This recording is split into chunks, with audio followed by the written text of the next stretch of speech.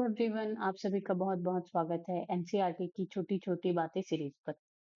यहाँ पर आपको मिलेंगी एनसीईआरटी 2026 लेटेस्ट वर्जन की हर एक लाइन की detail explanation previous year question के साथ। जी हाँ, मैं हूँ सरला साहू और आप देख रहे हैं गेट साइंस सरला यूट्यूब चैनल। तो चलिए शुरू करते हैं आपके एनसीईआरटी से लेकर नीट 2026 तक का सफर और डॉक्टर बनने तक का सफर गेट साइंस सरला के साथ। तो यह एनसीईआरटी की छोटी छोटी बातें जो सीरीज है उसकी ये सबसे फर्स्ट लेक्चर है जिसमें हम फर्स्ट चैप्टर को पढ़ेंगे, द लिविंग वर्ल्ड। ओके, तो ये जो एनसीईआरटी को हम 3 पार्ट में कवर करेंगे। ठीक है, हम 3 पार्ट में इसके कॉन्सेप्ट को समझेंगे। फर्स्ट पार्ट में हम पढ़ेंगे कि बायोलॉजी क्या है, diversity, nomenclature, rules of nomenclature, और फिर उसके बाद हम topic wise NEET previous year questions भी सॉल्व करेंगे। ठीक है, जो अभी हाल ही में आए हैं 2025-26, सॉरी 2025, 2024, 23 एंड 2021। ओके, फिर उसके बाद पार्ट 2 में हम देखेंगे क्लासिफिकेशन से लेकर टेक्सोनॉमिक हायरार्की तक, हम पूरे इसके कॉन्सेप्ट को समझेंगे। पार्ट 3 में हम देखेंगे स्पीशीज से लेकर के किंगडम तक, हम पूरी डिटेल में उसको क्या करेंगे, जानेंगे। ठीक है, तो सबसे पहले आप मेक श्योर करिए कि आप अ,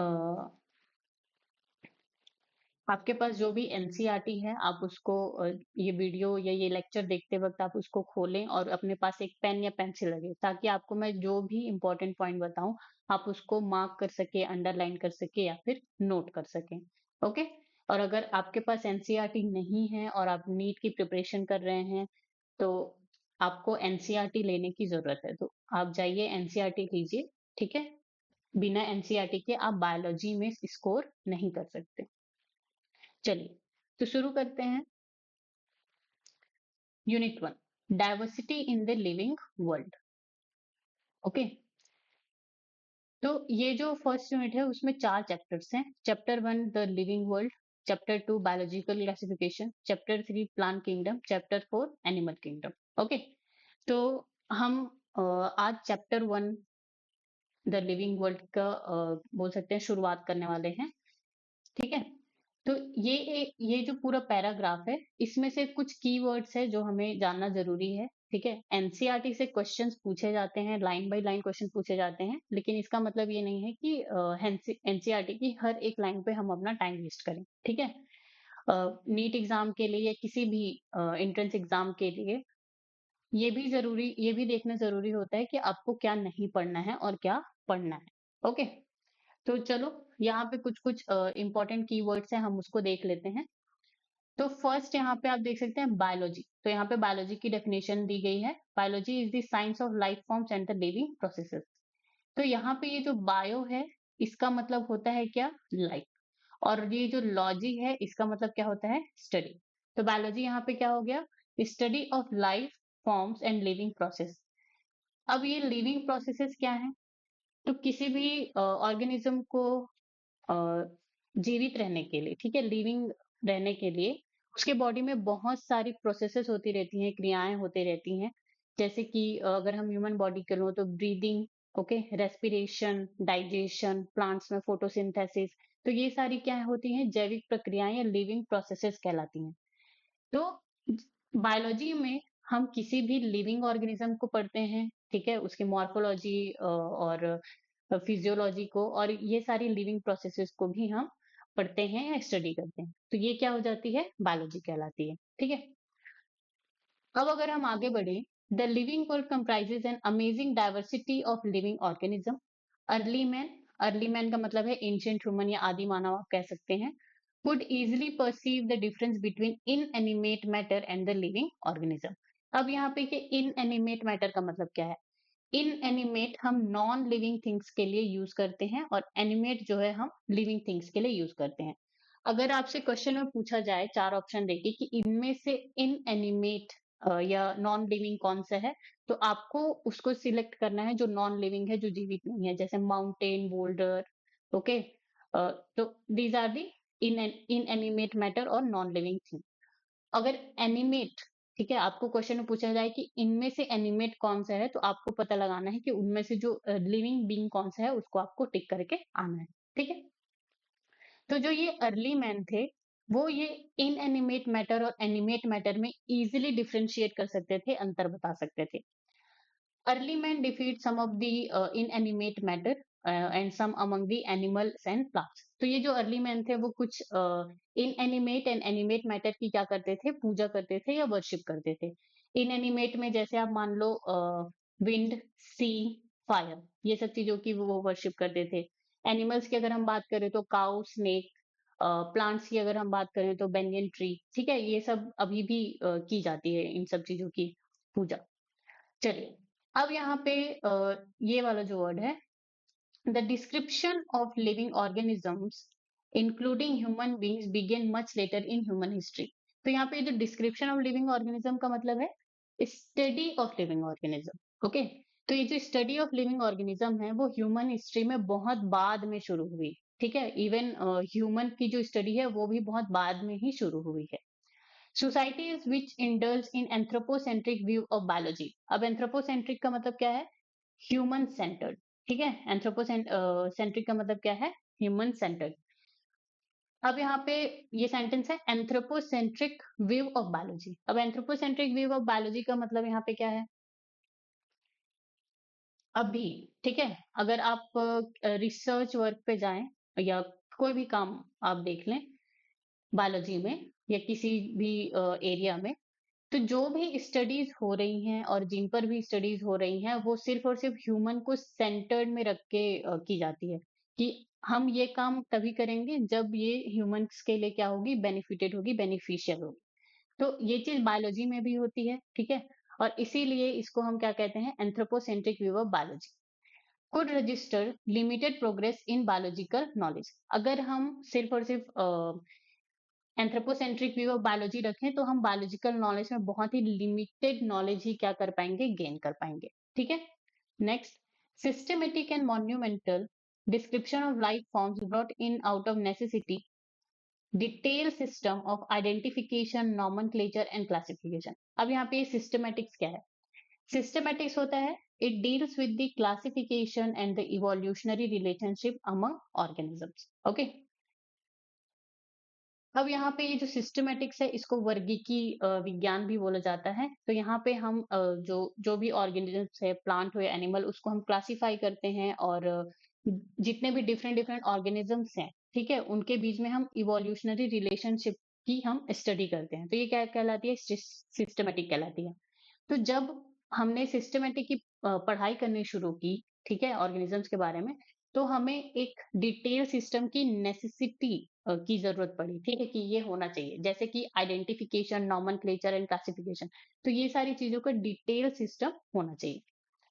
The biggest spin of such studies was the recognition of the sharing of similarities among living organisms, both horizontally and the vertically. अब यहाँ पे वर्ड है horizontal similarities and vertical similarities. Okay, horizontal similarities क्या होती हैं?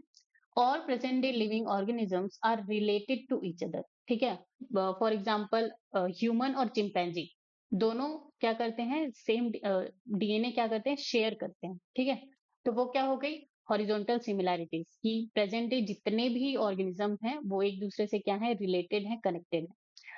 Vertical similarity क्या होती है? Similarities pass from ancestors to the descendants.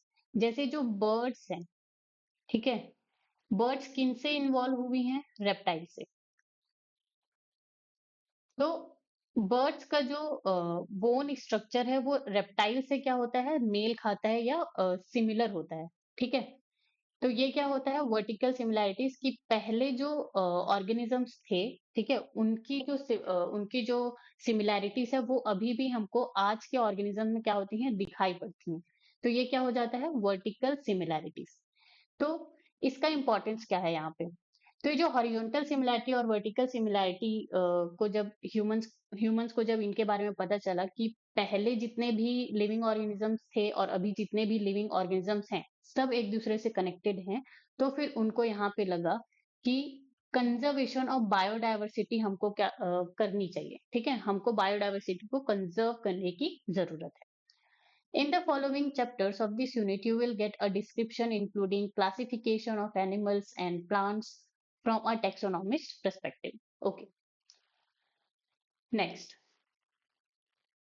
Okay, so in this paragraph, I have write down some important keywords, you can say. Okay, so Ernest Mayr is a great scientist.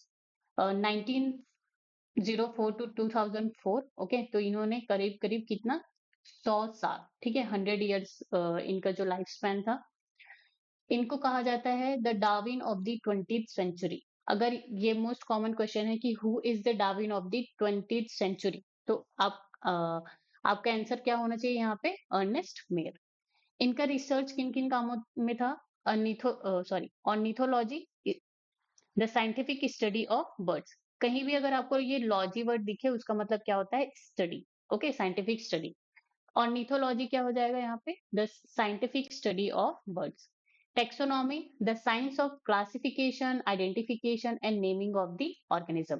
तो taxonomy हम अभी इसी chapter में ही हम पढ़ेंगे पूरे detail कि किस तरह से क्लासिफिकेशन किया जाता है, आइडेंटिफाई करते हैं और किस तरह से हम किसी भी एनिमल को क्या करते हैं? नाम देते हैं। Zoogeography, the study of geographical distribution of animals. अब इसका मतलब क्या है? फॉर एग्जाम्पल जो कंगारू जो होते हैं वो सिर्फ और सिर्फ कहाँ पाए जाते हैं? ऑस्ट्रेलिया में पाए जाते हैं। तो वो सिर्फ और सिर्फ ऑस्ट्रेलिया में क्यों पाए जा रहे हैं, इंडिया में या कहीं और क्यों नहीं पाए जा रहे हैं? तो इसकी जो स्टडी हो कहलाती है वो क्या कहलाती है? जूजियोग्राफी। जू का मतलब यहाँ पे एनिमल हो जाता है और जियोग्राफी का मतलब यहाँ पे क्या हो जाता है? ज्योग्राफिकल एरिया या भूगोल आप कह सकते हैं। सिस्टमैटिक्स क्या होती है?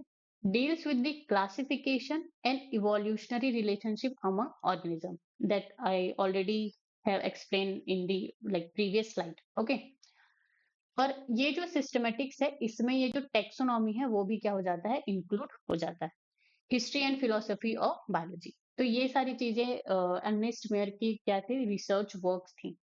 अब इनके लिए इनको ट्रिपल क्राउन ऑफ बायोलॉजी से क्या किया गया? सम्मानित किया गया, अवार्ड दिया गया। इसमें 3 प्राइज हैं: Balzan prize, international prize for biology and Crafoord prize in 1999। ठीक है, अब यहाँ पे एक और मोस्ट इंपॉर्टेंट पॉइंट है, यहाँ पे आप देखिए। He also pioneered the currently accepted definition of biological species। अगर यहाँ पर क्वेश्चन आए that who pioneered the definition of the species, तो आंसर यहाँ पे आपका क्या होना चाहिए? Ernest mayor. ओके, चलिए, तो स्पीशीज के इन्होंने डेफिनेशन क्या दी थी? Species are group of actually और potential in breeding natural populations which are reproductively isolated from other such groups. ठीक है, तो ये जो डेफिनेशन है वो किसके द्वारा दी गई है? अर्नेस्ट मेयर के द्वारा। तो यहाँ पे ये जो स्पीशीज है, species are a group of actually potentially inbreeding. जैसे कि जो ह्यूमंस है, तो ह्यूमन एक क्या है? स्पीशीज है। अगर आप कोई भी प्लांट देखते हैं जैसे मैंगो, तो वो भी एक स्पीशीज है। Cat species, dog species. तो जब आप देखते हैं कि ये जो जैसे ये ह्यूमन है, तो इन ब्रीडिंग, इंटरब्रीडिंग का मतलब क्या है? यहाँ पे इंटरब्रीडिंग का मतलब क्या है कि एक दूसरे के साथ ह्यूमन ह्यूमन के साथ ही क्या कर सकता है? रिप्रोडक्शन कर सकता है। कैट कैट के साथ, मैंगो का प्लांट जो है मैंगो के प्लांट के साथ, इस तरह से। ठीक है, तो जो स्पीशीज है उनके अंदर वहां पे आपको वो आपस में इंटरब्रीड करते हैं। ठीक है, और अदर ग्रुप से वो क्या करते हैं? आइसोलेटेड होते हैं। रिप्रोडक्टिवली आइसोलेटेड का मतलब है, जैसे जो चिंपैंजी है वो, ह्यूमन और चिंपैंजी एक दूसरे से कनेक्टेड तो जरूर है, लेकिन वो यहाँ पे क्या रिप्रोडक्शन कर पाएंगे? ठीक है, रिप्रोडक्शन करके क्या किसी बच्चे को जन्म दे पाएंगे? तो नहीं, ये क्या है? रॉन्ग है। इसीलिए यहाँ पे लिखा है जो स्पीशीज हैं, तो वहां पे ग्रुप ऑफ इंडिविजुअल्स होते हैं जो आपस में इंटरब्रीड करते हैं। ठीक है, और रिप्रोडक्टिवली आइसोलेटेड होते हैं, अलग होते हैं अदर ग्रुप्स के साथ। तो ये क्या है? अर्नेस्ट मेयर के द्वारा दी गई स्पीशीज की डेफिनेशन है, जो करेंटली अभी भी ये एक्सेप्टेड। ओके, चलिए, अब यहाँ से हमारा चैप्टर जो है स्टार्ट होता है। Chapter 1, the living world. अब इसमें हम बेसिकली क्या क्या पढ़ेंगे, diversity in the living world, कि कितनी यहाँ पे डाइवर्सिटी है, विविधता है, एंड टैक्सोनॉमिक कैटेगरीज। तो यहाँ पे डाइवर्सिटी का मतलब क्या होता है, डाइवर्सिटी का मतलब होता है विविधता।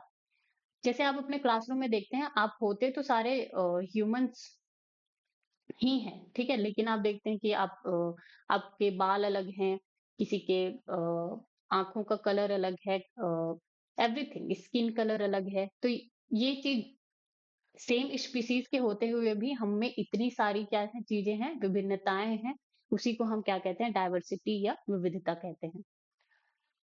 How wonderful is the living world, the wide range of living type is amazing, the extra ordinary habitat.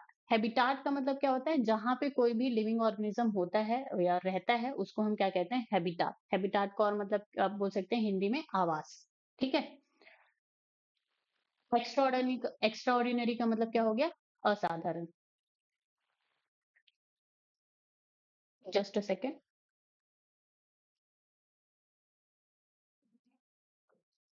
चलिए। The extraordinary habitats in which we find living organisms, be it cold mountains, ठीक है, तो cold mountains को यहाँ पे extraordinary, extra ordinary habitats क्यों बोला जा रहा है, क्योंकि वहां पे -30 to -40 डिग्री तक का टेम्परेचर चला जाता है, और उस टेम्परेचर पे हम बिना किसी प्रिकॉशन के नहीं रह सकते, ठीक है। Deciduous forest, oceans, fresh water lakes, deserts, और हॉट स्प्रिंग्स। हॉट स्प्रिंग्स क्या होता है, कई जगह होती है जहाँ से गर्म पानी की नदियां या झरने निकल रहे होते हैं, उसको क्या कहते हैं, हॉट स्प्रिंग्स कहते हैं। तो यहाँ पर भी इतने एडवर्स कंडीशन में भी, असाधारण हैबिटाट में, आवास में भी आपको वहां पे लिविंग ऑर्गेनिज्म देखने को मिलेंगे, ठीक है। The beauty of galloping horse, galloping का मतलब होता है बहुत तेजी से आगे बढ़ना, ठीक है। तो जो हॉर्स होते हैं वो क्या करते हैं, बहुत तेजी से दौड़ते हैं। Beauty of the migrating birds, beauty of the valley of flowers, ठीक है, एंड अटैकिंग शार्क, जो शार्क अगर आप देखते हैं तो हमेशा अटैकिंग मोड में होता है, तो उसको देख करके हमारे अंदर डर और डीप सेंस ऑफ वंडर दोनों ही क्या होते हैं, पैदा होते हैं। The ecological conflict and cooperation among members of population and among populations of a community, or even a molecular traffic inside a cell make a deeply reflect on what indeed is life। चलिए, अब यहाँ पे दो words आए हैं, population and community. अब population क्या होती है, हिंदी में जिसको समष्टि हम कहते हैं। सो population is a group of individuals of the same species, ठीक है। स्पीशीज क्या है, एक सिंगल इंडिविजुअल को हम क्या मानेंगे, स्पीशीज मानेंगे, चाहे वो यहाँ पे मैन हो, या मैंगो का प्लांट हो, या किसी भी कोई भी प्लांट हो, ठीक है, या कैट हो, या डॉग हो। तो ये सारे, ये एक स्पीशीज है, ये स्पीशीज है, ये स्पीशीज है, और ये क्या है, स्पीशीज है। लेकिन ठीक है, अब यहाँ पे अगर आप जैसे क्लासरूम में आप बहुत सारे बच्चे होते हैं, तो वहां पे बहुत सारे क्या हैं, बहुत सारे इंडिविजुअल्स हैं सेम स्पीशीज के, ठीक है, ह्यूमन। तो तो उस जगह को हम क्या बोल देंगे, पॉपुलेशन कह देंगे, ठीक है। So, population is a group of individuals of the same species living in a particular geographic area at the same time and capable of inbreeding। तो अगर वो सेम स्पीसीज के ही इंडिविजुअल्स पॉपुलेशन में है, तो आपस में इंटरब्रीड कर सकते हैं, ठीक है। एग्जाम्पल यहाँ पे दिया गया है, all the deer in a forest make up a deer population. Okay, community, a community is an interacting group of different species living in the same area or the habitat। For example in a pond, अगर हम pond की बात करें तो वहां पे fish, बहुत सारे फिश भी होते हैं, फिश पॉपुलेशन, एल्गी होते हैं डिफरेंट डिफरेंट तरह के, फ्रॉक्स, इंसेक्ट्स, प्लांट्स। सो ये सारे मिल करके, ये सारी पॉपुलेशन मिल करके क्या बनाती है, पॉन्ड कम्युनिटी बनाती है, ठीक है। तो पॉपुलेशन क्या हो गया, ग्रुप ऑफ सेम स्पीशीज, और कम्युनिटी क्या हो गया, group of different different species living in this same habitat और सेम एरिया, ठीक है। अब यहाँ पे आता है इकोलॉजिकल कॉन्फ्लिक्ट और कॉपरेशन। तो कॉन्फ्लिक्ट का मतलब क्या होता है, फाइट, ठीक है। कॉपरेशन का मतलब होता है साथ में रहना, हेल्पफुल होकर के रहना। तो अगर आप विद इन स्पीशीज की बात करें, ह्यूमन ह्यूमन में कॉन्फ्लिक्ट है यहाँ पर, ठीक है, और कॉपरेशन है, वो साथ में रहकर जीना जानते हैं, प्लस स्पीशीज स्पीशीज के बीच में मान के चलो आपको रिसोर्सेज के लिए फूड, प्लेस टू लिव, ये सब चीजों के लिए क्या होती है, वहां पे कंपटीशन होती है, तो ये उसको हम क्या कहते हैं, इकोलॉजिकल कॉन्फ्लिक्ट। तो ये सारे स्पीशीज में ये और कह सकते हैं सारे पॉपुलेशन में होती है। ठीक है, कॉपरेशन भी होती है कम्युनिटी के अंदर। कम्युनिटी के अंदर भी डिफरेंट डिफरेंट जो पॉपुलेशन है, उनके जो इंडिविजुअल्स हैं, उनके बीच भी यहाँ पर कॉन्फ्लिक्ट और कॉपरेशन चलती रहती है, जिसको हम इकोलॉजिकल कॉन्फ्लिक्ट और इकोलॉजिकल कॉपरेशन कहते हैं। ठीक है, तो ये सारी चीजें हमें ये सोचने पे मजबूर करती है कि व्हाट इंडीड इज लाइफ, कि वास्तव में जीवन क्या है। तो इस क्वेश्चन में it has two implicit question. Implicit का मतलब क्या होता है, हिडन। ठीक है, छुपा हुआ। तो इस एक क्वेश्चन में आपको दो क्वेश्चन देखने को मिलेंगे। First is the technical one that seeks answer to what living is as oppose to the non living. तो टेक्निकल क्वेश्चन यहाँ पे क्या है कि जो लिविंग ऑर्गेनिज्म है, ठीक है, वो नॉन लिविंग से किस तरह अलग है। ऐसा क्या, ऐसी कौन सी चीज है जो लिविंग ऑर्गेनिज्म को लिविंग बनाती है और नॉन लिविंग को non living. Second is a philosophical one, ठीक है, दार्शनिक दृष्टिकोण that seeks answer to what the purpose of life, कि हमें ये जो लाइफ मिली है उसका पर्पस क्या है। ठीक है, as a scientist we shall not attempting answering the second question, we will try to reflect on what is living. ठीक है, तो हम इस पूरे बायोलॉजी में, चाहे वो 11th हो या 12th, हम किस पे फोकस करेंगे, कौन से क्वेश्चन पे, व्हाट इज लिविंग। चलिए, अब हम living sorry diversity in the living world की स्टडी कर रहे हैं, तो हमें ये जानना जरूरी है कि व्हाट इज लिविंग। आखिर ये जो लिविंग बीइंग है वो क्या है, क्या उसकी कोई डिफाइनिंग कैरेक्टरिस्टिक्स है, डिफाइनिंग फीचर्स है। ठीक है, तो living organism exhibit certain distinctive characteristic, जैसे कि growth, reproduction, metabolism and consciousness. ठीक है, तो अगर कोई लिविंग ऑर्गेनिज्म है तो वो आपको उसमें ये सारी चीजें आपको देखने को मिलेंगी। पहले एनसीईआरटी में ये सारी चीजों का बहुत ही डिटेल एक्सप्लेनेशन था, लेकिन अभी ये सारी चीजें जो हैं एनसीईआरटी से क्या कर दी गई हैं, हटा दी गई हैं। ठीक है, लेकिन फिर भी हमें थोड़ा सा नॉलेज होना चाहिए कि अगर हम लिविंग ऑर्गेनिज्म के बारे में पढ़ रहे हैं तो उसके कम से कम डिस्टिंक्टिव कैरेक्टरिस्टिक्स के बारे में हमें जानकारी हो। ठीक है, तो चलिए पहले हम ग्रोथ को देखते हैं। तो ग्रोथ जो है सब में होती है। ठीक है, एवरी लिविंग ऑर्गेनिज्म, जैसे एनिमल्स में जो होती है, जैसे हमारी ही बात कर लें ह्यूमंस की, तो उनमें क्या होती है, लिमिटेड ग्रोथ होती है, एक एज तक की उनकी हाइट बढ़ती है, फिर उसके बाद वो नहीं बढ़ती है। दूसरी बात अगर हम प्लांट की करें तो वहां पे इनडिटर्मिनेट ग्रोथ होती है, उनकी जो ग्रोथ है, साइज जो है वो लाइफ टाइम के लिए क्या होती रहती है, इंक्रीज होती रहती है। ठीक है, तो ये तो हो गया ग्रोथ। वैसे ही जो बैक्टीरिया होते हैं, छोटे छोटे माइक्रोस्कोपिक ऑर्गेनिज्म, तो ये भी क्या करते हैं, ग्रोथ करते हैं, लेकिन किस तरह से, बाय डिवाइडिंग दी सेल। ठीक है, सेल को डिवाइड करके वो एक से क्या हो जाते हैं, दो हो जाते हैं। तो ग्रोथ यहाँ पर साइज में इंक्रीज होना भी होता है और नंबर में। ठीक है, नंबर में अगर आप इंक्रीज हो रहे हैं तो उसको भी हम क्या कहलाते हैं, उसको भी हम क्या कहते हैं, ग्रोथ या वृद्धि कहते हैं। ठीक है, लेकिन ये जो ग्रोथ है वो किसी भी लिविंग ऑर्गेनिज्म का डिफाइनिंग फीचर नहीं है। क्यों?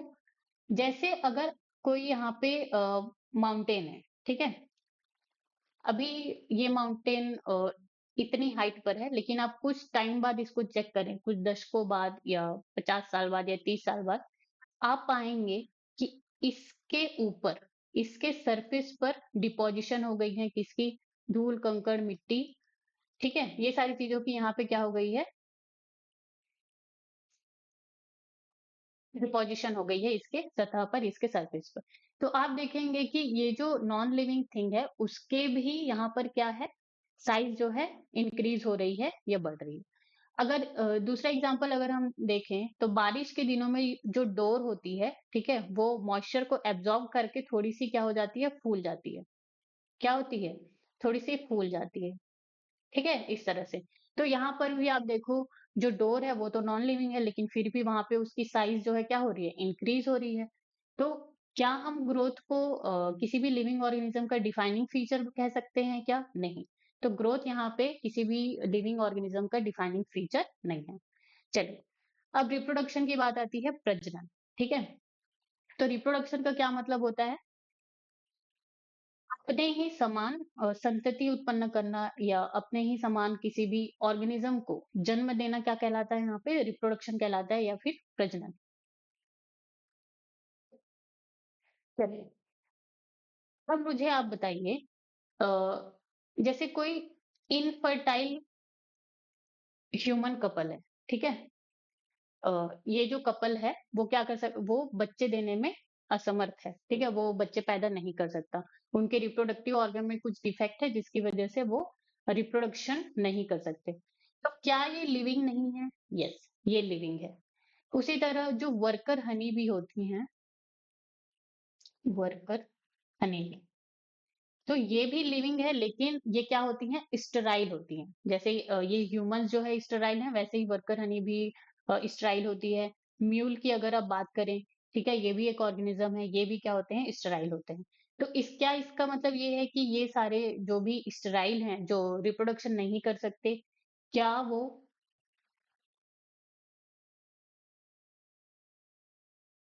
ओके, क्या वो जीवित नहीं है? क्या वो लिविंग ऑर्गेनिज्म नहीं है? वो है। तो इसीलिए ये जो रिप्रोडक्शन है, इसको भी हम किसी भी लिविंग ऑर्गेनिज्म का डिफाइनिंग फीचर नहीं कह सकते। ठीक है, अब आता है क्या? मेटाबॉलिज्म या उपापचय। So total sum of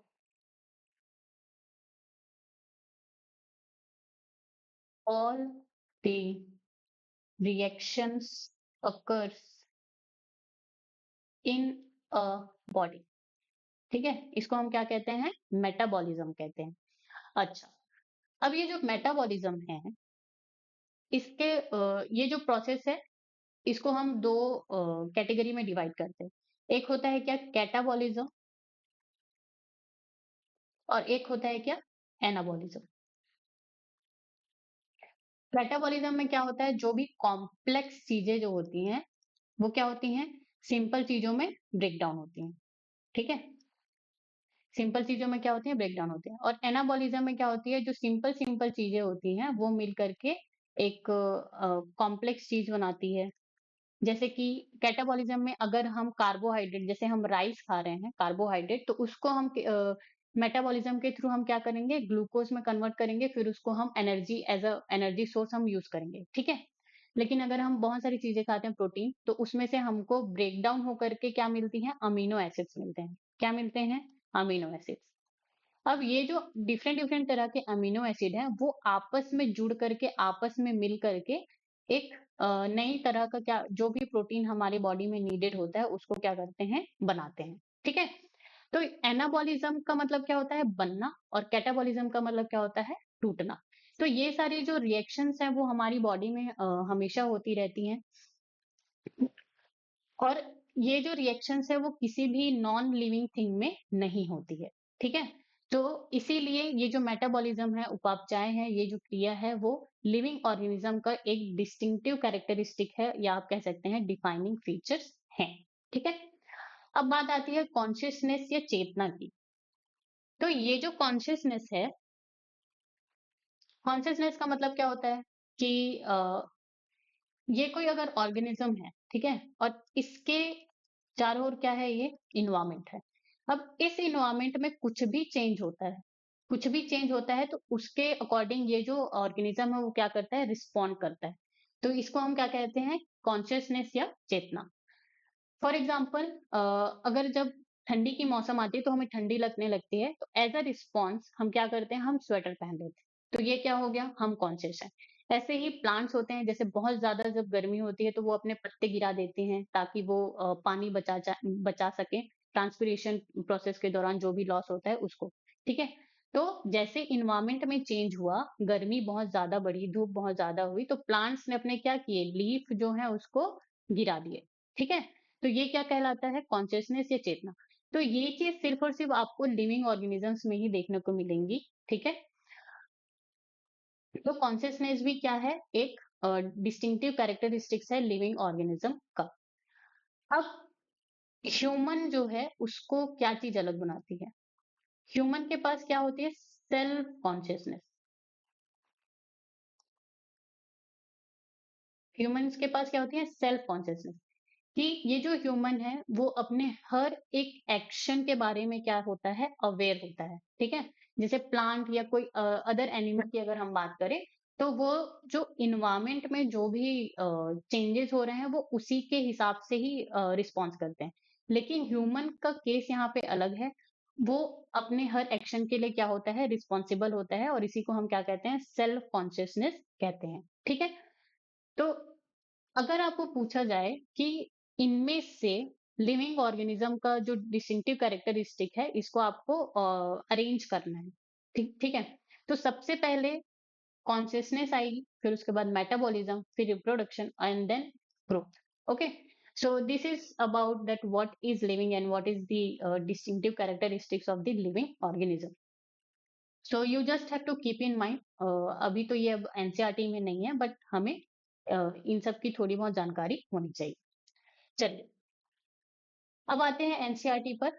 diversity in the living world. If you look around you will see large variety of living organism, B it potted plants, insect, birds, your pets और अदर एनिमल्स एंड प्लांट्स। ठीक है? आप अगर चारों तरफ अपने ओर देखें तो आपको सारे इस तरह के plants, insect, birds, your pet, whether it's a cat और डॉग, ठीक है, एनिमल और प्लांट, ये सभी आपको देखने को मिलेंगे। There are several organisms that you cannot see with your naked eye. तो ऐसे organisms को हम क्या कहते हैं, जिसको हम अपने naked eye के थ्रू नहीं देख सकते, वो क्या कहलाते हैं? Micro organisms. और ये जो माइक्रो ऑर्गेनिजम्स हैं, इसमें क्या क्या आती हैं? Bacteria, fungi, virus etcetera. ठीक है? तो ये जो ऑर्गेनिजम्स हैं वो हमें दिखाई नहीं देते हैं, लेकिन वो हमेशा हमारे चारों ओर रहते हैं। If you were to increase the area that you make observation in, the range of variety of organism that you see would increase. ठीक है? अगर मैं एरिया को इंक्रीज करती, एरिया इंक्रीज करने पर जो डाइवर्सिटी है वो भी क्या हो जाएगी? इंक्रीज हो जाएगी। कैसे? अगर आप मैं कहूँ कि आपको अपने मोहल्ले में पता करना है कि कितने तरह के प्लांट्स हैं और कितने तरह के एनिमल्स, तो सपोज आपको 100 तरह के प्लांट्स देखने को मिले, डिफरेंट टाइप्स, आपको काउंट नहीं करना है, आपको देखना है कि कितने क्या वहां पे मैंगो का प्लांट है, क्या वहां पे बैंगन ट्री का प्लांट है, तो इस तरह के आपको टाइप्स काउंट करना है। और एनिमल्स को मान लीजिए आप 50 एनिमल्स आपको क्या हुए हैं? देखने को मिले। ठीक है? अब मैं आपको कहूँ कि आपका जो बगल वाला मोहल्ला है, आप उसमें भी जाके चेक करो। ठीक है? तो आपको वहां पे कितने मिले? आपको वहां पे मान के चलो 120 प्लांट्स देखने को मिले, टाइप्स। ओके, और वहां पर भी आपको कितने 50 एनिमल्स देखने को मिले।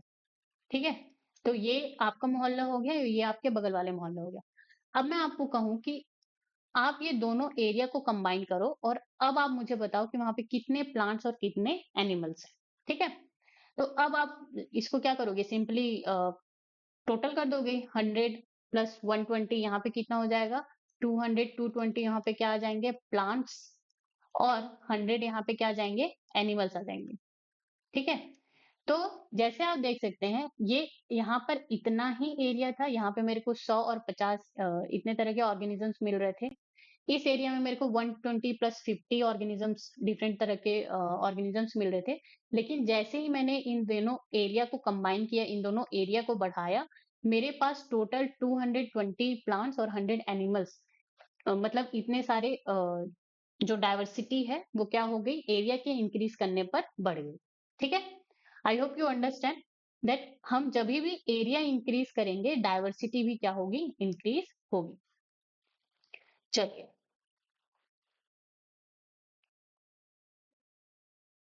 तो ये जो है ये important point. Obviously, if you were to visit a dense forest, you would probably see a much greater number and kinds of living organism in it. ठीक है? तो जैसे आप मोहल्ले में सिर्फ 100 तरह के प्लांट्स और 50 तरह के एनिमल्स देखते हैं, उतने ही बड़े एरिया में अगर आप किसी डेंस फॉरेस्ट में जाएं, तो आपको जो नंबर ऑफ लिविंग ऑर्गेनिज्म है वो क्या मिलेंगे? ग्रेटर मिलेंगे, ज्यादा मिलेंगे। Each different kind of plant, animal or organism that you see represent a species. ठीक है, तो यहाँ पे बोल रहा है किसी भी तरह का आप प्लांट देखें, एनिमल देखें या कोई भी ऑर्गेनिज्म देखें, वो क्या करता है, represent a species. That is important point. The number of species that are known and described range between 1.7 to 1.8 million. ठीक है, चलिए अब यहाँ पे ये नोन स्पीशीज बोल रहा है, ठीक है, जो कि डिस्कवर्ड है वो कितने हैं, 1.7 टू 1.8 मिलियन. लेकिन अकॉर्डिंग टू रॉबर्ट में इस पूरे वर्ल्ड में 7 मिलियन स्पीशीज है. कितने, 7 मिलियन स्पीशीज हैं. और इन 7 मिलियन स्पीशीज में से हमने अभी तक कितने डिस्कवर किए हैं, 1.7 टू 1.8 मिलियन. ओके, और ये जो डाटा है ये रॉबर्ट मे वाला, ये आपको जो क्लास 12 है उसका लास्ट यूनिट इकोलॉजी पार्ट में आपको ये देखने को मिलेगा. तो इस तरह से आपको सारे चैप्टर्स को इंटरलिंक करके पढ़ना है. Okay, this refers to biodiversity और the number and types of organism present on earth. ठीक है, तो बायोडाइवर्सिटी यहाँ पे क्या है, the number and the types of organism present on earth, उसको हम क्या बोलेंगे, biodiversity. We should remember here that as we explore new areas or even old ones, new organisms are continuously being identified. तो अगर आप चाहे old area को discover करने जाएं या न्यू एरियाज को, आपको हमेशा वहां पे न्यू ऑर्गेनिज्म मिलने की या आइडेंटिफाई होने की वहां पे चांसेस होते हैं. ठीक है, चलिए. As stated earlier, there are millions of plants and animals in the world. We know the plants and animals in our own area bye their local names. तो हमारे एरिया में जो भी प्लांट्स एंड एनिमल्स होते हैं उनको हम उनके लोकल नेम्स के द्वारा जानते हैं. ठीक है, these local names would vary from place to place even with in a country. ठीक है, तो ये जो लोकल नेम है वो चाहे वो सिर्फ एक ही कंट्री की बात कर रहे हो, लेकिन वो प्लेस टू प्लेस क्या होती हैं, वो बदल दूसरी होती हैं. या फॉर एग्जाम्पल जैसे ये मुनगा है, ठीक है, इसको हम सहजन कहते हैं हिंदी में. तो छत्तीसगढ़ में अगर मैं बात करूं तो इसको हम लोग क्या कहते हैं, मुनगा कहते हैं. ठीक है, तो ये छत्तीसगढ़ का क्या हो गया, लोकल नेम हो गया. लेकिन आप अगर नॉर्थ साइड जाएं तो उसको इन लोग किस नाम से जानते हैं, सहजन के नाम से जानते हैं. ठीक है, तो एक ही देश में एक ही चीज का लोकल नाम क्या हो गया, यहाँ पे अलग अलग हो गया. ठीक है, तो ऐसे में क्या होता है, कंफ्यूजन क्रिएट होता है. So probably you would recognize the confusion that would be created if we did not find ways and means to talk to each other to refer to organism we are talking about. ठीक है, तो इस तरह से अगर मैं कहूँ कि मैं छत्तीसगढ़ से हूँ, तो अगर मैं कहूँ कि ये जो मुनगा होता है वो बॉडी के लिए बहुत हेल्थ बेनिफिट करता है. ठीक है, तो अगर मैं ये जो भी नॉर्थ इंडिया में रहता है उनके साथ में अगर मैं बात करूं तो वो इस चीज को समझेंगे ही नहीं, जानेंगे ही नहीं. ठीक है, क्योंकि वो तो इस चीज को क्या बोलते हैं, वो सहजन कहते हैं. तो यहाँ पे ये क्या हो रहा है, कंफ्यूजन क्रिएट हो रहा है. ठीक है, hence there is a need. Okay, so there is a need to standardize the naming of the living organism such that a particular organism is known by the same name all over the world. तो ये जो confusion है उससे बचने के लिए हमारे पास ये जरूरत है, ये नीड है कि हम किसी भी लिविंग ऑर्गेनिज्म के नाम को स्टैंडर्डाइज करें, ताकि वो पूरे दुनिया में all over the world same नाम से ही क्या हो, जाना जाए. ठीक है, this process is called nomenclature. और इस प्रोसेस को हम क्या कहते हैं, नॉमेनक्लेचर या नामकरण. Obviously, nomenclature or naming is the only possible when the organism is described correctly and we know to what organism the name is attached to, and that is the identification. Okay. तो किसी भी organism को एक standard name देना यहाँ पे क्या कहलाता है, ये प्रोसेस नॉमेनक्लेचर कहलाता है. ठीक है, अब नॉमेनक्लेचर करने से पहले जरूरी क्या है, नॉमेनक्लेचर करने से पहले जरूरी है कि वो जो भी लिविंग ऑर्गेनिज्म है हम उसको अच्छे से डिस्क्राइब करें. ठीक है, सही तरीके से हमको उसको पहले क्या करें, डिस्क्राइब करें. और वो जो डिस्क्राइब करते हैं वो जो प्रोसेस है उसको हम क्या कहते हैं, आइडेंटिफिकेशन. ठीक है, क्या कहते हैं, आइडेंटिफिकेशन। तो पहले हमेशा हम आइडेंटिफाई करेंगे उसके कैरेक्टरिस्टिक्स को, उसके बारे में हम डिस्क्राइब करेंगे, मॉर्फोलॉजिकल, फिजियोलॉजिकल, जो भी कैरेक्टरिस्टिक्स हैं। फिर उसके बाद हम उसको क्या करेंगे, नाम देंगे या नॉमेनक्लेचर करेंगे। ठीक है, जैसे ये जो मुनगा या सहजन है, तो पहले मैंने ये प्लांट देखा, ठीक है, या किसी भी जो जिस साइंटिस्ट ने भी इस प्लांट को पहले देखा, इसके पूरे flowers structure, fruit, plant, morphology, physiology, ये सारी चीजों को वो क्या किया, पहले डिस्क्राइब किया। तो ये जो प्रोसेस है वो क्या कहलाया यहाँ पे, आइडेंटिफिकेशन, आइडेंटिफाई करना। फिर उसके बाद उसने यहाँ पे साइंटिफिक नेम वहां पे उन्होंने दिया, वो क्या था, मोरिंगा ओलिफेरा। ओके, तो यहाँ पे ये जो सर्जन है उसका नाम क्या है, मोरिंगा ओलिफेरा। चलिए, सो आई होप यू अंडरस्टैंड कि हमें लोकल नेम्स से किस तरह की कंफ्यूजन्स होती हैं और हमें क्यों किसी भी ऑर्गेनिज्म के नाम को स्टैंडर्डाइज करने की जरूरत है। चलिए, in order to facilitate the study, number of scientists have established procedure to assign a scientific name to each known organism. Okay, तो हर नोन ऑर्गेनिज्म को एक नाम असाइन करने के लिए यहाँ पे एक स्टेब्लिश्ड प्रोसीजर है। ठीक है, अब वो स्टेब्लिश्ड प्रोसीजर क्या है, this is acceptable to biologists all over the world. For plants, scientific names are based on agreed principle and criteria which are provided in International Code for Botanical Nomenclature, that is ICBN. ठीक है, अगर कोई plant है और कोई भी scientist है, वो एक नया प्लांट अगर देखता है तो उसको जो भी डिस्क्राइब करना, आइडेंटिफाई करना, फिर उसके बाद नाम देना, ठीक है, तो ये सारे जो प्रिंसिपल्स और क्राइटेरिया हैं जिसके गाइडलाइन में वो साइंटिस्ट किसी प्लांट को नाम देगा, वो सब कौन डिसाइड करेगा, आईसीबीएन डिसाइड करेगा। ठीक है, international code for botanical nomenclature. यहाँ से वो डायरेक्ट क्वेश्चन पूछते हैं कि what is the full form of ICBN. Okay, you may ask how are animals named. ठीक है, तो ठीक है, ये तो हमारे प्लांट्स की बात हो गई, अब एनिमल्स का क्या। Animal taxonomist have evolved international code of zoological nomenclature, ICZN।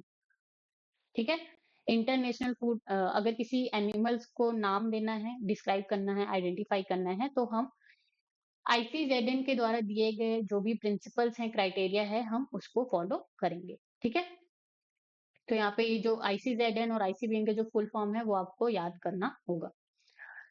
The scientific names ensure that each organism has only one name. ठीक है, तो ये जो साइंटिफिक नेम है वो ये इंश्योर करता है कि हर ऑर्गेनिज्म के पास सिर्फ और सिर्फ एक ही नेम हो। ठीक है, description of any organism should be enable the people in any part of the world to arrive at the same name. और जो भी डिस्क्रिप्शन ऑफ एनी ऑर्गेनिज्म है वो हर किसी भी पीपल के लिए वो क्या हो, अवेलेबल हो, ताकि वो सेम नेम पर ही आकर रुके। Okay, they also ensure that such a name has not been use for the any other organism. और वो ये भी इंश्योर करते हैं कि किसी एक ऑर्गेनिज्म को जो नाम दे दिया गया है वो किसी और ऑर्गेनिज्म के लिए यूज ना हो। जैसे ये जो मुनगा या सहजन है जिसका नाम मोरिंगा ओलिफेरा है, तो ये जो मोरिंगा ओलिफेरा ये जो नाम है वो सिर्फ और सिर्फ इसी का ही है। ठीक है, हम ये नाम किसी और प्लांट को असाइन नहीं कर सकते। ठीक है, चलो, तो साइंटिफिक नेम यहाँ पे हेल्प करता है कि हर ऑर्गेनिज्म का सिर्फ एक ही नाम हो और वो जो नाम हो वो किसी और ऑर्गेनिज्म को ना दिया गया हो। ठीक है, चलिए, अब यहाँ पे हम MCQ देखते हैं। Which of the following is the correct abbreviation. ठीक है, option A ICBN, Indian code for botanical nomenclature, no it's not Indian.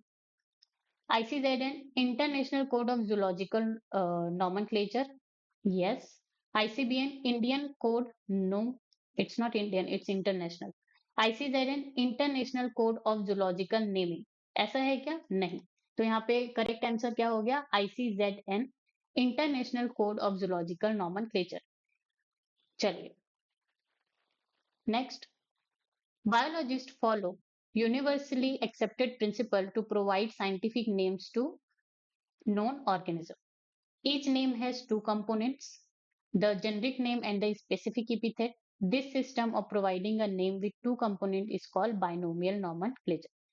तो यहाँ पे बाइनोमियल नॉमेनक्लेचर एक सिस्टम है, ठीक है, जिसे हम सारे जितने भी ऑर्गेनिज्म है उसको हम क्या करते हैं, नाम देते हैं, नॉमेनक्लेचर करते हैं। तो ये जो बाइनोमियल नॉमेनक्लेचर के जो भी प्रिंसिपल्स हैं उसको सारे जो बायोलॉजिस्ट है उन्होंने क्या किया है, यूनिवर्सली एक्सेप्ट किया है। ऐसा नहीं है कि इंडिया के जो जो भी बायोलॉजिस्ट हैं, साइंटिस्ट है, वो ये बात को मान रहे हैं और बाकी देश के नहीं मान रहे, नहीं, ऐसा नहीं है, ये यूनिवर्सली एक्सेप्टेड है। तो ये जो बाइनोमियल नॉमेनक्लेचर है, इसमें दो कंपोनेंट होते हैं, टू कंपोनेंट्स। बाई का मतलब क्या होता है, टू। नॉमियल का मतलब क्या होता है, नेम। ठीक है, तो जो फर्स्ट कंपोनेंट होता है वो क्या होता है, जेनरिक नेम। जेनरिक नेम या इसको हम क्या कहते हैं, जीनस। और जो सेकंड कंपोनेंट होता है वो क्या होता है, स्पेसिफिक एपिथेट। स्पेसिफिक एपिथेट या स्पीशीज। ठीक है, और इसीलिए हम इसको क्या कहते हैं, binomial nomenclature. This system is given by Carolus Linnaeus. Okay, so that is very, very important. Is being practiced by biologists all over the world. This naming system using a two-word format was found convenient. ठीक है, तो ये जो naming system है उसमें सिर्फ to word format है जो कि मोस्ट कन्वीनियंट है, या आप कह सकते हैं इजी टू यूज है। Let us take the example of mango to understand the way of providing scientific names better. The scientific name of mango is the Mangifera indica. Okay, let us see how it is binomial name. In this name, Mangifera represent the genus, while the indica is a particular species or a specific epithet. तो यहाँ पे ये जो Mangifera indica है, तो ये जो Mangifera है वो क्या रिप्रेजेंट कर रहा है, यहाँ पे जेनेरिक नेम या फिर आप कह सकते हैं जीनस। ठीक है, और ये जो इंडिका है वो यहाँ पे क्या कह रहा है, क्या रिप्रेजेंट कर रहा है, स्पेसिफिक एपिथेट और एक पर्टिकुलर स्पीशीज को वो यहाँ पे क्या कर रहा है, रिप्रेजेंट कर रहा है। ठीक है, तो ये एक बहुत ही इंपॉर्टेंट है, ये प्रीवियस क्वेश्चन में भी पूछा गया है कि मैंगीफेरा इंडिका में मैंगीफेरा क्या रिप्रेजेंट कर रहा है और इंडिका जो है क्या रिप्रेजेंट कर रहा है। ठीक है, तो इस तरह से ये बाइनोमियल नॉमेनक्लेचर इंपॉर्टेंट टॉपिक है और यहाँ से क्वेश्चंस आते हैं। चलिए, अब यहाँ पे आप देख सकते हैं universal rules of nomenclatures are as follows. तो यहाँ पे ये 4 और 5 रूल्स दिए गए हैं, तो हम इसको वन बाय वन करके पढ़ेंगे और अच्छे से समझेंगे। यहाँ से वो क्या करते हैं, कंफ्यूजिंग क्वेश्चंस फ्रेम करते हैं और आपके एग्जाम में आते हैं और आप उसको क्या करते हैं, कंफ्यूज करके उसको भूल जाते हैं। चलिए, first rule, biological names are generally in Latin. Okay, तो जो बायोलॉजिकल नेम्स हैं वो कौन सी लैंग्वेज में होती है, लैटिन। और ये लैटिन को डेड लैंग्वेज भी बोला जाता है। ठीक है, डेड लैंग्वेज। चलिए, and it's written in italics. It's written in italics. Italics क्या है, फॉन्ट है। ठीक है, जैसे ये जो इटैलिक्स है, जैसे मैं अगर मैं अपना नाम अगर मैं लिख रही हूँ सरला, ठीक है, तो इटैलिक से मुझे लिखना हो तो इसको मैं थोड़ा सा क्या करूंगी, टिल्ट करके लिखूंगी इस तरह से। ठीक है, तो ये क्या होता है, इटैलिक्स फॉन्ट होता है। किसी भी वर्ड को जब हम लिखते हैं तो उसको थोड़ा सा टेढ़ा करके लिखते हैं। ठीक है, दे आर लैटिनाइज्ड और derived from the Latin irrespective of their origin. तो ये जो बालिकल नेम्स जो होती हैं वो जनरली लैटिन में होती हैं और जब उनको लिखते हैं तो उनको हम इटैलिक्स फॉन्ट में लिखते हैं। The first word in the biological name represents the genus, while the second name or second component denotes the specific epithet. Okay, this is the second rule. Third rule, both the word in a biological name when handwritten are separately underlined or printed in italics to indicate their Latin origin. चलिए, अब अगर मैं Mangifera indica को hand written लिखती हूँ, ठीक है, Mangifera indica, इसको मैं क्या कर रही हूँ, हैंड रिटन लिख रही हूँ। तो मुझे क्या करना है, इसको सेपरेटली अंडरलाइन, इसको मुझे इस तरह से सेपरेटली अंडरलाइन करना होगा, तब ये क्या होगा, करेक्ट होगा। लेकिन अगर मैं पेपर में अगर मैं प्रिंट करवा रही हूँ तो उसको इटैलिक्स फॉन्ट में होना जरूरी है। Okay, fourth rule, the first word denoting the genus starts with the capital letter while the specific epithet starts with the small letter. It can be illustrated with the example of Mangifera indica. तो ये जो genus है, ठीक है, तो इसका जो ये जो फर्स्ट वर्ड है, start with the capital letter, as you can see here, ठीक है, ये जो एम है और मैंने भी यहाँ पे जो लिखा है एम, वो कैपिटल लेटर से स्टार्ट किए हैं हमने। दूसरा, specific epithet, first word start with the small letter, as you can see this I, ठीक है। तो हमेशा जो भी जीनस है फर्स्ट वर्ड उसको हम कैपिटल लेटर से स्टार्ट करेंगे, और जो स्मॉल लेटर है उसको हम सॉरी, और जो स्पीशीज स्पेसिफिक इपिथेट है उसको हम स्मॉल लेटर से स्टार्ट करेंगे। Name of the author appears after the specific epithet, ठीक है। तो जो नेम ऑफ ऑथर है, नेम ऑफ ऑथर का मतलब जिस भी साइंटिस्ट ने उस प्लांट को या एनिमल को खोजा है, ठीक है, डिस्कवर किया है, तो उसका नाम हम स्पेसिफिक एपिथेट के बाद लिखेंगे at the end of the biological name, and it is written in abbreviated form. Abbreviated form का मतलब यहाँ पे क्या है, शॉर्ट फॉर्म, क्या है, शॉर्ट फॉर्म, ठीक है। जैसे Mangifera indica Linn, Mangifera indica Linn, तो मैंगीफेरा यहाँ पे क्या हो गया, जीनस, इंडिका यहाँ पे क्या हो गया, स्पीशीज या स्पेसिफिक एपिथेट, ठीक है। और लेन का मतलब यहाँ पे क्या हो गया, लेनियस। तो इसका नाम और इसको डिस्क्राइब, आइडेंटिफाई और नॉमेनक्लेचर किसने किया है, लीनियस ने, ठीक है। तो यहाँ पे लीनियस जो है बहुत बड़ा नाम है, लेकिन हमको यहाँ पे एब्रीवेटेड फॉर्म या शॉर्ट फॉर्म में लिखना है, तो हमने क्या लिख दिया, सिर्फ LINN, ओके, लिन। तो ये क्या हो गया, पूरा बायोलॉजिकल नेम का एक रिप्रेजेंटेशन हो गया, मैंगीफेरा इंडिका लिन, ठीक है। तो ये क्वेश्चन जो है आपके प्रीवियस ईयर पेपर्स में भी आए हुए हैं, ठीक है, तो वो क्वेश्चन हम देखेंगे। चलिए next, okay, previous year question C, ये नीट 2023 में पूछा गया क्वेश्चन है। X and Y are the components of binomial nomenclature. Okay, this naming system was proposed by Z, ठीक है। तो बाइनोमियल नोमेनक्लेचर में यहाँ पे 3 कंपोनेंट्स दिए हुए हैं, X, Y एंड Z। और हमें पता है ये जो X है फर्स्ट क्या होता है, जीनस होता है, सेकेंड वाला Y क्या होता है, स्पीशीज होती है, ठीक है। और ये जो Z है वो जो भी साइंटिस्ट है या ऑथर है उसका क्या होता है, नेम होता है, ठीक है। अब मुझे ये क्या करना है, मैच करना है। तो ऑप्शन ए में अगर हम देखें, एक्स जेनरिक नेम, ठीक है, ये करेक्ट है, Y specific epithet and Z Carolus Linnaeus, क्या ये सही है, जी हाँ, ऑप्शन ए यहाँ पे क्या हो गया, करेक्ट है। अगर मैं ऑप्शन बी की बात करूं, क्या एक्स स्पेसिफिक एपिथेट है, नहीं, एक्स तो हमारा क्या है, जीनस, तो ये क्या हो गया, हट गया। ऑप्शन सी की बात करें, एक्स स्पेसिफिक एपिथेट है, नहीं, इट्स रॉन्ग। ऑप्शन डी की अगर हम बात करें, X generic name, Y specific epithet and Z is equal to R H Whittaker, तो क्या मैंगीफेरा इंडिका को आर एच विटेकर ने डिस्क्राइब किया या आइडेंटिफाई या नॉमेनक्लेचर किया, नहीं। आर एच विटेकर ने 5 किंगडम क्लासिफिकेशन दिया है, ये हम जस्ट सेकेंड चैप्टर में ही पढ़ेंगे, ठीक है।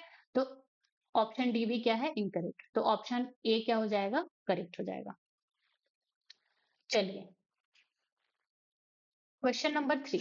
Select the correctly written scientific name of mango which was first described by Carolus Linnaeus 2019. तो अगर आप ऑप्शन ए में देखें, ऑप्शन ए की अगर आप बात करें, मैंगीफेरा इंडिका नाम, जो नेम है वो तो करेक्ट है, मैंगीफेरा इंडिका, लेकिन क्या ये वो जो रूल्स हैं, नॉमेनक्लेचर रूल्स हैं, क्या उसके अकॉर्डिंग है क्या, नहीं। एम तो यहाँ पे सही है कि कैपिटल लेटर से स्टार्ट हुआ है, और ये क्या हुआ है, कैपिटल लेटर से स्टार्ट हुआ है और ये क्या हो गया, गलत हो गया। इसमें एक और रूल फॉलो नहीं हुआ है क्या, कि मैंगीफेरा इंडिका को अगर हम इस तरह से लिख रहे हैं तो उसको हमको क्या करना है, सेपरेटली अंडरलाइन करना। और अगर हम सेपरेटली अंडरलाइन नहीं कर रहे हैं तो इनको हम इटैलिक्स फॉन्ट में लिखेंगे, ठीक है। इसके बाद अगर हम करें ऑप्शन बी, मैंगीफेरा इंडिका कार लें, तो क्या ये सही है, नहीं। मैंगीफेरा इंडिका लें। अब ऑप्शन सी में देखें, मैंगीफेरा इंडिका लें, तो ये क्या है, इटैलिक्स फॉन्ट में भी लिखी गई है, प्लस ये जो जीनस है उसका जो स्टार्टिंग वर्ड है वो कैपिटल एम से स्टार्ट हो रहा है। स्पेसिफिक इपिथेट का जो स्टार्टिंग लेटर है वो स्मॉल लेटर से शुरू हो रहा है, और ये जो साइंटिस्ट का नेम है वो एब्रीवेटेड फॉर्म में लिखा गया है। तो ये क्या हो जाएगा, करेक्ट हो जाएगा। ऑप्शन डी, मैंगीफेरा इंडिका ले, तो ये भी तो जैसा ऑप्शन सी है वैसे ही लिखा हुआ है, लेकिन इसमें गलत क्या है कि ये जो है इटैलिक्स में नहीं लिखा गया है, तो ये क्या हो जाएगा, ऑप्शन नंबर डी क्या हो जाएगा, गलत हो जाएगा, ठीक है। Question 4, which of the following is against the rule of ICBN. Against the rule of ICBN का मतलब क्या है, यहाँ पे जो आईसीबीएन को रूल को फॉलो नहीं कर रहा है, ठीक है। Option A, hand written scientific names should be underline, ठीक है, ये तो करेक्ट है। Every species should have generic name and specific epithet, ये भी करेक्ट है कि हर स्पीशीज के पास क्या होना चाहिए। अ, ये जो ऑप्शन है वो क्या हो गया, मतलब ये ऑप्शन ए जो है आईसीबीएन का रूल है, ऑप्शन बी जो है आईसीबीएन का रूल है कि हर स्पीशीज के पास दो नेम होंगे, और मतलब एक नेम होंगे उसमें दो कंपोनेंट होंगे, generic name and specific epithet. Option C, scientific names are in Latin and should be italicized when printed. Yes, that is also correct. It follows the ICBN rule. Option D, generic and specific names should be written starting with the small letters. ठीक है, तो क्या ये सही है कि generic and specific names दोनों के दोनों यहाँ पे starting with small letters, no. Generic name हमेशा कैपिटल लेटर से शुरू होता है, जैसे मैंगीफेरा इंडिका में हम एम को मैंगीफेरा जो है हम कैपिटल एम से लिखते हैं, और स्पेसिफिक इपिथेट का स्मॉल लेटर से। तो ये ऑप्शन डी जो दिया हुआ है वो आईसीबीएन के रूल को फॉलो नहीं कर रहा है, तो ये क्या हो जाएगा, करेक्ट आंसर हो जाएगा, लेकिन वो आईसीबीएन का रूल नहीं है, ठीक है। तो ये हो गए कुछ प्रीवियस ईयर क्वेश्चन जो नीट में आए हुए हैं। So I hope you guys, okay, so before ending the class, so this is your homework, okay. Nomenclature is governed by certain universal rules. Which one of the following is contrary to the rules of nomenclature? Contrary का मतलब क्या है यहाँ पे, against। आप against कह लें, या फिर आप ये कह लें कि कौन सा इसमें से रूल नहीं है, ठीक है, या कौन सा ऑप्शन इसमें से जो नॉमेनक्लेचर का रूल है उसको फॉलो नहीं कर रहा है, ठीक है। तो ये आपको बताना है, ये आपका होमवर्क है, और just comment down your answer, okay, that which option is the correct, okay. So thank you so much guys for the watching, okay, and if you guys like the lecture or the video, then please like, share, subscribe and press the bell icon. And if you guys have any doubt, then feel free to comment below, okay, I will respond. So thank you so much guys for the watching, और आप बने रहिए gate science अल्लाह YouTube channel के साथ।